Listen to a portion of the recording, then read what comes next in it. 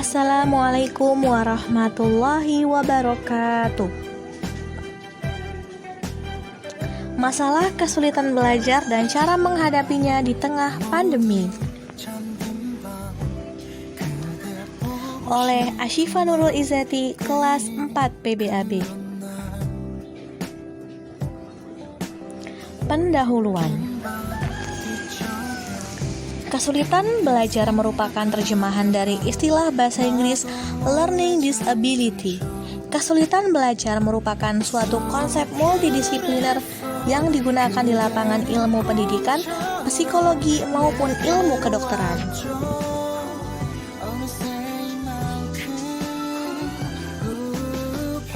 Pengertian masalah kesulitan belajar. Kesulitan belajar merupakan hambatan yang dialami oleh siswa dalam proses belajar yang menyebabkan siswa mendapatkan hasil yang kurang optimal dalam proses belajarnya. Kesulitan masalah belajar juga merupakan suatu kondisi di mana peserta didik tidak dapat belajar dengan baik, disebabkan karena adanya gangguan, baik berasal dari faktor internal siswa dibatasi faktor intelijensinya maupun faktor eksternal siswa.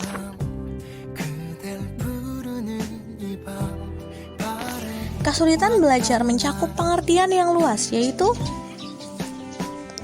learning disorder, learning dysfunction, underachiever, slow learner, learning disability. Learning disorder atau kekacauan belajar, keadaan di mana proses belajar seseorang terganggu karena timbulnya respons yang bertentangan. Underachiever mengacu kepada siswa yang sebenarnya tingkat intelijensitasnya di atas normal, tapi prestasi belajarnya tergolong rendah. Learning disabilities atau ketidakmampuan belajar mengacu pada gejala di mana siswa tidak mau belajar atau menghindari belajar, sehingga hasil belajar di bawah potensial intelektualnya. Learning dysfunction, gejala di mana proses belajar yang dilakukan siswa tidak berfungsi dengan baik. Slow learner atau lambat belajar, siswa yang lambat dalam proses belajar dan membutuhkan waktu yang lama untuk memahami dibanding siswa yang lain.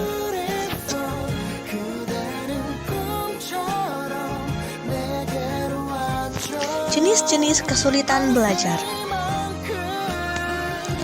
Developmental learning disabilities, kesulitan belajar yang berhubungan dengan perkembangan, yaitu kesulitan belajar yang berhubungan dengan perkembangan mencakup gangguan motorik dan persepsi, kesulitan belajar bahasa dan komunikasi, dan kesulitan belajar dalam penyesuaian perilaku sosial.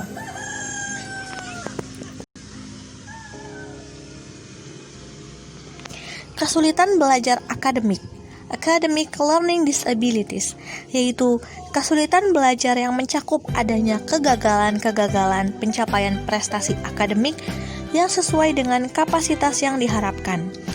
Kegagalan-kegagalan tersebut mencakup penguasaan keterampilan dalam membaca, menulis, atau matematika.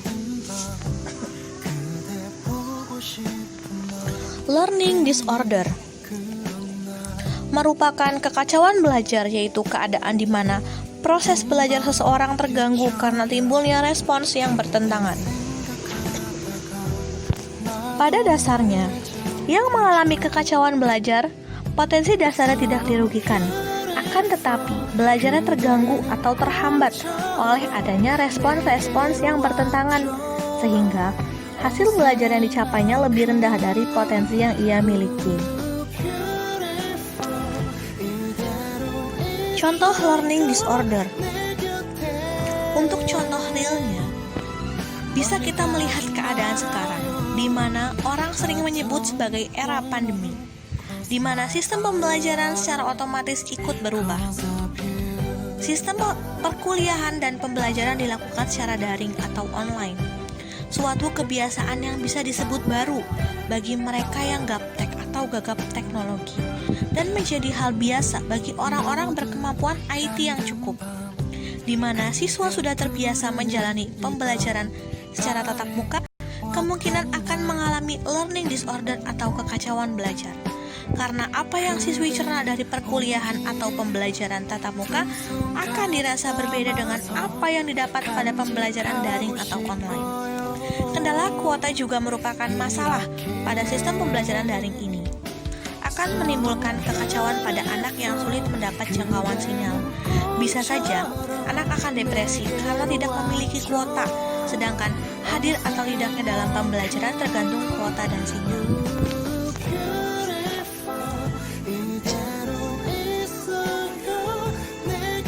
Learning disorder. Saya akan menjelaskan tentang learning disorder dan hubungannya dengan era pandemi. Biasanya, siswa mendengar langsung pemaparan dari seorang guru secara rinci. Ketika online, siswa memang mendapatkan pemaparan dari seorang guru.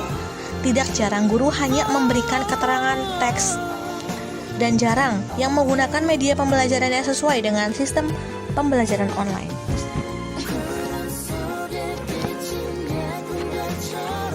Ketika siswa mulai bosan dengan pemaparan guru yang tidak bervariasi, ia memang pasti akan mengerjakan tugas yang diberikan. Tapi bisa saja siswa tersebut hanya mengiyakan. Semisal, ia diperintahkan untuk membaca materi yang guru berikan, tapi untuk menjawab tugas yang diberikan. Bisa saja seorang siswa menggunakan teknik copy paste dari internet. Dengan pemaparan tadi, jelas siswa mengalami kekacauan belajar karena siswa sudah terbiasa belajar tatap muka dan dikagetkan dengan sistem yang baru bagi mereka yang bisa saja tanpa perencanaan yang matang. Langkah-langkah mengatasi masalah kesulitan belajar. Pengumpulan data, pengolahan data, diagnosis, prognosis, perlakuan, dan evaluasi.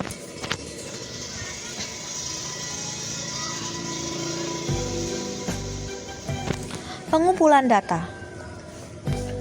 Untuk menemukan sumber masalah kesulitan belajar, diperlukan banyak informasi sehingga perlu diadakan pengumpulan data. Pengolahan data. Data yang telah terkumpul harus diolah dan dikaji untuk mengetahui pasti sebab-sebab kesulitan belajar yang dialami anak. Diagnosis merupakan keputusan mengenai hasil dari pengolahan data. Prognosis, penyusunan rencana program yang diharapkan dapat membantu mengatasi masalah kesulitan belajar anak. Perlakuan, pemberian bantuan kepada anak yang bersangkutan. Evaluasi, untuk mengetahui apakah perlakuan yang telah diberikan berhasil dengan baik. Pengumpulan data, mencari beberapa anak yang mengalami kesulitan belajar secara online di era pandemi. Pengolahan data, mengkaji dari beberapa data yang didapat untuk mengetahui kesulitan-kesulitan yang timbul dari sistem pembelajaran online. Diagnosis, diketahui bahwa masalah kesulitan belajar terletak pada cultural shocking, kebiasaan baru dan mendadak, adanya sistem online yang kurang matang serta kendala sinyal dan kuota. Prognosis, dengan adanya diagnosis, maka disusunlah program penyediaan web khusus atau sistem khusus dari setiap lembaga pendidikan dan penyediaan subsidi kuota.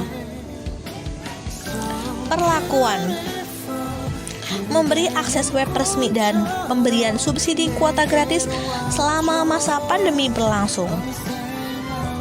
Evaluasi, untuk mengetahui apakah perlakuan yang telah diberikan berhasil dengan baik. Penutup, dari berbagai penjelasan saya di atas, tentu banyak sekali tugas sebagai orang tua atau pendidik dalam mendidik anak, baik mulai dari masa kecil mereka hingga masa besar nantinya. Semua adalah tanggung jawab orang tua atau pendidik. sebagaimana anak adalah karunia titipan Allah Subhanahu wa taala kepada para orang tua dan pendidik. Maka dari itu, pendidikanlah yang harus merawat dan memperhatikan perkembangan mereka. Dan akhirnya, pendidik pula yang akan tersenyum bahagia melihat perkembangan mereka. Marilah kita memulai belajar mengenali dan mendidik anak mulai sekarang.